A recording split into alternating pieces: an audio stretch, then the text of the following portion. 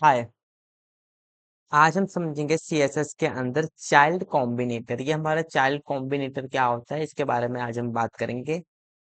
तो जो हमारा चाइल्ड कॉम्बिनेटर होता है, इसका यूज डायरेक्ट चाइल्ड एलिमेंट को सिलेक्ट करने के लिए किया जाता है। जैसे कि अगर मैं बात करूं, यहाँ पे हमारा स्पैन है एंड स्पैन के बाद मैंने क्या किया है, बटन का यूज किया। और ये जो ग्रेटर देन का साइन है, ये हमारा क्या है, चाइल्ड कॉम्बिनेटर है। मतलब ये हमारा दिखाता है कि इसका जो रिलेशन है वो क्या रिप्रेजेंट करता है, चाइल्ड कॉम्बिनेटर को। ठीक है।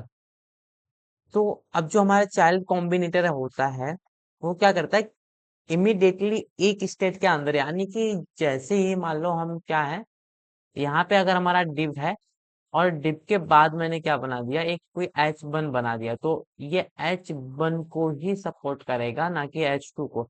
अगर मैं यहाँ पे एच टू लिख दूं और मैं यहाँ पे क्या लिखूं, अगर मैं चाइल्ड कॉम्बिनेटर के हेल्प से एच टू को सिलेक्ट करना चाहूँ, तो ये हमारा वर्क नहीं करेगा। ठीक है।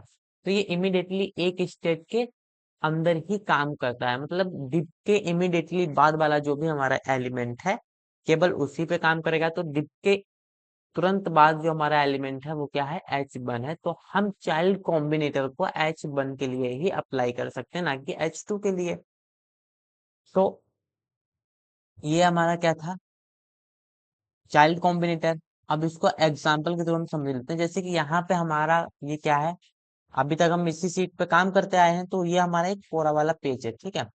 इसमें हमारा एक, ये हमारे पास दो इनपुट फील्ड है, एक यूजर नेम से और एक पासवर्ड नाम से है। हम चाहते हैं कि इनका जो बैकग्राउंड कलर है वो हम कुछ सेट कर दें। अभी हमें दिखने में उतना अच्छा नहीं दिख रहा है, तो हम क्या करेंगे, इनको सेट करेंगे।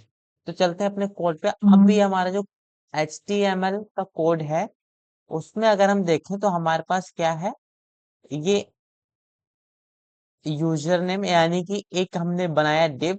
ठीक है। इसके अंदर हमारे पास क्या है, इनपुट फील्ड है। ठीक है।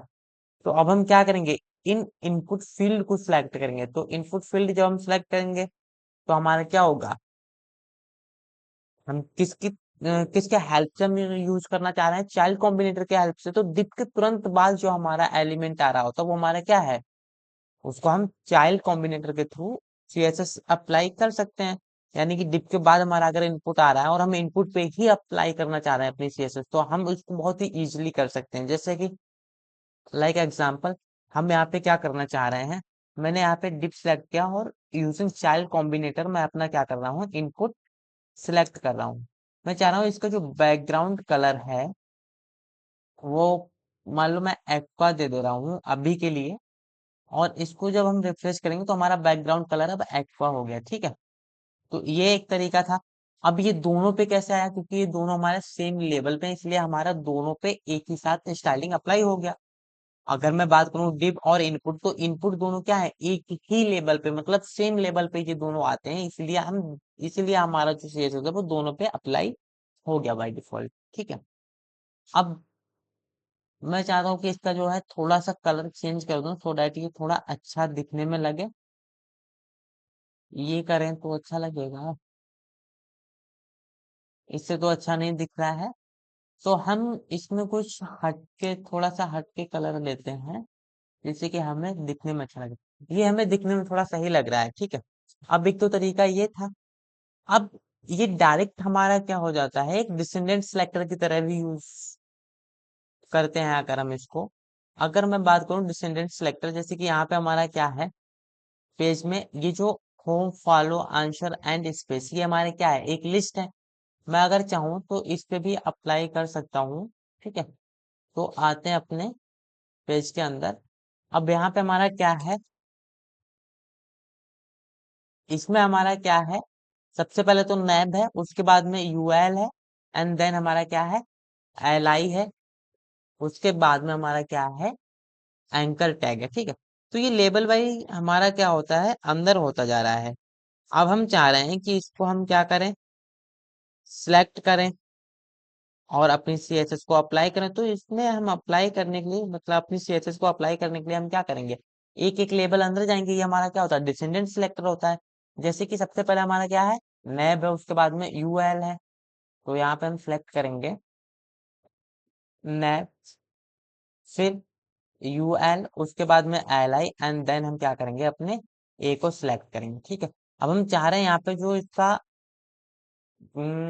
टेक्स्ट डेकोरेशन है उसको मैं क्या कर दूं, इसके टेक्स्ट डेकोरेशन को मैं अगर चाहूँ तो मैं चेंज भी कर सकता हूँ। तो मैं चाह रहा हूँ इसका, या फिर मैं इसके डायरेक्ट कलर को ही चेंज कर दे रहा हूँ, तो मैं चाह रहा हूँ कि इसका जो कलर है वो पिंक हो जाए। ठीक है, मतलब जो लिस्ट हमारी है ये home following answer and space, ये मैं क्या चाह रहा हूँ, पिंक कलर के हो जाए।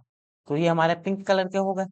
लेकिन मैं ऐसा ना करके, अगर आप बोलें कि सर मैं इसको चाइल्ड कॉम्बिनेटर के थ्रू कर सकता हूँ, तो चाइल्ड कॉम्बिनेटर हमारे यहाँ पे यूज नहीं होगा। क्यों? क्योंकि चाइल्ड कॉम्बिनेटर केवल एक लेवल तक ही काम करता है। अगर मैंने यहाँ पे नैप एंड चाइल्ड कॉम्बिनेटर का यूज किया और यूएल मैंने लिख दिया, तो उसके बाद ये एल आई और ए पे वर्क नहीं करेगा, क्योंकि चाइल्ड कॉम्बिनेटर सिर्फ एक ही लेवल तक काम करता है, इसलिए ये हमारा इतना यूजफुल नहीं होता है।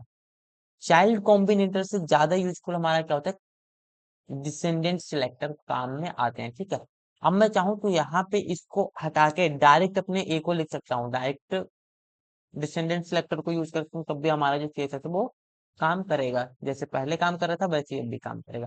तो हमारा descendant selector as compare to child combinator ज्यादा यूज होता है।